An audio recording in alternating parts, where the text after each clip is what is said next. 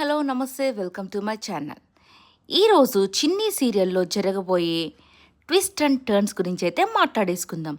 మళ్ళీ మన కావేరిని అరెస్ట్ చేయడానికి ఏసీపీ విజయ్ అయితే తన పోలీస్ టీం అందరితో పాటు వచ్చేస్తాడు ఇంటికి. సో ఇప్పుడు కావేరిని అయితే అరెస్ట్ చేసి తీసుకోబోతున్నారు.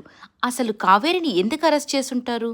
అసలు విజయ్కి ఏం ఆధారం దొరుకుంటుంది? కావేరి ఉష ఇద్దరు ఒక్కరే అనే ఆధారం దొరికిందా, లేకపోతే జస్ట్ ఇన్వెస్టిగేషన్ అని చెప్పి తీసుకుని వెళ్తున్నాడా?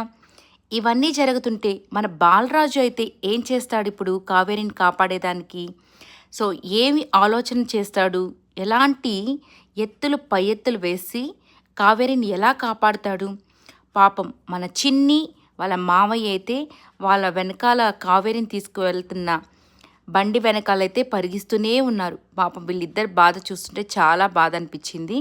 కానీ ఈ యొక్క చిన్ని యొక్క బాధను తీర్చడానికి బాలరాజు చేసే ప్రయత్నాలు ఎలా ఉంటాయో రాబోయే రోజుల్లో మనం చూసేద్దాం.